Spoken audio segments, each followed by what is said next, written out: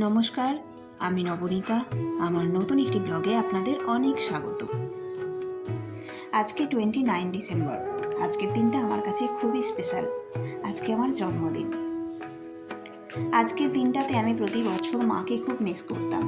মনে হতো পৃথিবীর সব সুখ যদি আমার জীবনে চলে আসে, তবুও যেন ভগবান আমার জীবনটা একদম অন্ধকারে ঢেকে দিয়েছে। তবে আমার মা মারা গেছেন প্রায় বছর 20, তাই মাঝখানে অনেকটা সময় চলে গেছে। এর মধ্যে আমার জীবনে অনেক নতুন নতুন মানুষের আগমন ঘটেছে। তার মধ্যে আমার ছেলে।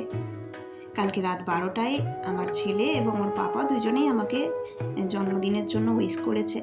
আর আজকে সকালটাও খুব নির্ঝঞ্ঝাটভাবে শুরু হয়েছে, খুব সুন্দরভাবে শুরু হয়েছে।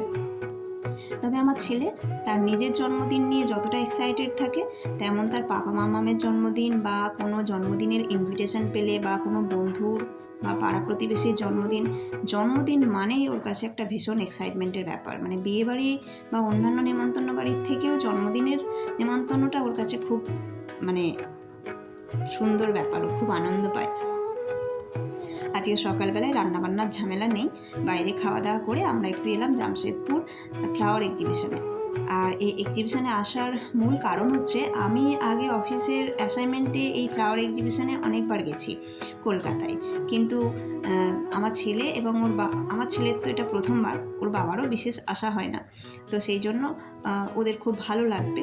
আর আমার ছেলেকে আনার মূল কারণ হচ্ছে, এই ফ্লাওয়ার এক্সিবিশনে আসলে অনেক রকমের ফুল, ফল, সবজি যেগুলো বইয়ে দেখতো ছবিতে, সেগুলো সামনে থেকে দেখতে পারবে এবং চিনতে পারবে।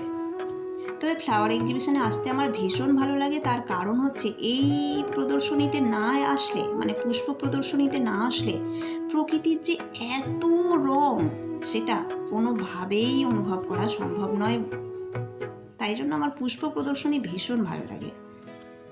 তবে একটা মজার ব্যাপার বলি, আজকে জন্মদিনে আমাকে কি উপহার দিল ডোডোর পাপা। 1 কেজি কমলা লেবু, 500 আমলকি আর 500 শশা। ভীষণ খুশি হয়েছি আমি, কারণ অনেক সোনা গয়নার থেকেও খুব প্রিয় আমার এই 3টে জিনিস। তবে আজকে আমরা সারাদিন কী করলাম বা এই ফ্লাওয়ার এক্সিবিশনে কী ফুল ফল সব কিছু দেখলাম, পুরোটাই একটা বড় ব্লগে আমি দেব। 2-1 দিনের মধ্যেই ব্লগটা আসতে চলেছে। ততক্ষণ সবাই ভালো থাকবেন, সুস্থ থাকবেন।